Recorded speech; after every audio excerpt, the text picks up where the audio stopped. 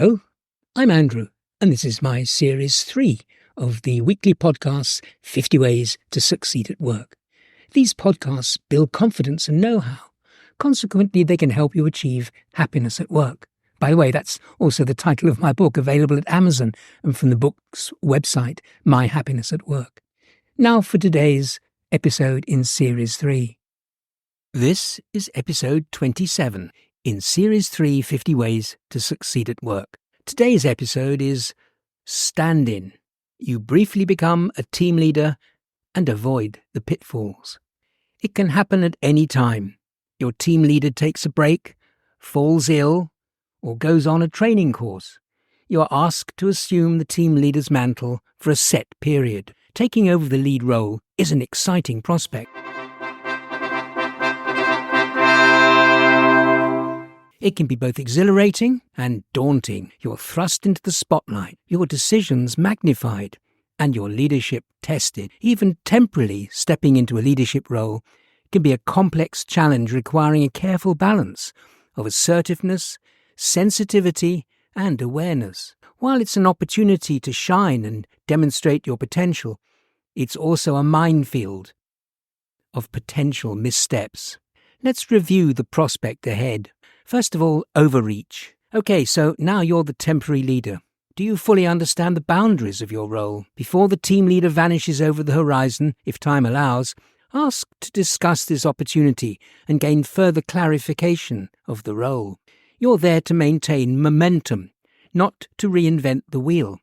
It may be hard to resist making sweeping changes, such as a long overdue system overhaul, or to bring in those significant changes you've longed to see. Such major activity is beyond the scope of your strictly temporary position. Your prime goal is to be a steward, not a revolutionary. So let's consider the team dynamics. As the stand-in leader, you manage people rather than just tasks.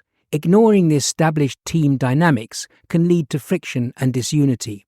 Take time to understand how your team works together and strive to maintain harmony. Remember, you're a guest in their world. Respect the existing relationships and hierarchies. Communication is the lifeblood of effective leadership. Failing to keep your team informed is a surefire way to breed uncertainty and distrust.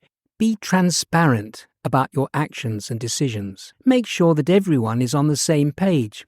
A well-informed team is a cohesive and efficient one. Now let's consider the paralysis of analysis. Fear of making the wrong choice can be paralyzing, but can be just as damaging as not making a choice at all. As a stand-in leader, people expect you to guide the group through the week. Decisiveness is what's needed, even if it means taking calculated risks. Not deciding is in itself a decision. Now consider micromanaging. Resist the urge to control every aspect of your team's work. Micromanagement undermines trust and stifles creativity. However, this stand-in opportunity is your chance to show how you maximize the resources at your disposal. Be highly selective in using individual team members to exploit their specific talents. Give your team the space to do their jobs and show that you trust their expertise. Empower them to take ownership of their tasks, and they'll reward you with productivity and innovation. As for ignoring feedback, take advantage of having a team and draw on their insights and feedback. What they have to say is a real opportunity for growth. Encourage open dialogue and show that you're receptive to what others say. Constructive criticism can provide valuable perspectives that enhance your leadership. And now for delegation. Trying to do everything yourself is a recipe for burnout and mistakes. Prompt delegation is essential as a stand-in and supports your team's strengths. Identify the right person for the task and let them take the reins. Such freedom will lighten your load and build confidence within the team. Consider the big picture. Getting bogged down in the minutiae can cause you to lose sight of the team's objectives.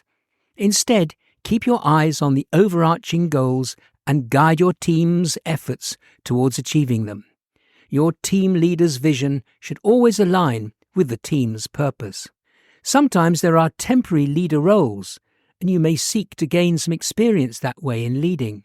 For example, in North Lanarkshire, a local organisation explains it needs someone to act in a maternity cover post, working just 39 hours a week, and specifies the sort of person it wants. While stand-in roles can be a good learning opportunity, they can also be highly demanding. Even temporarily stepping into a leadership role is a complex challenge.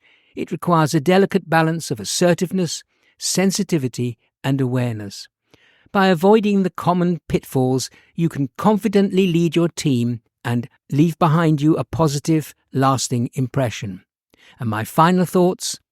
Take care of yourself physically, mentally, and emotionally.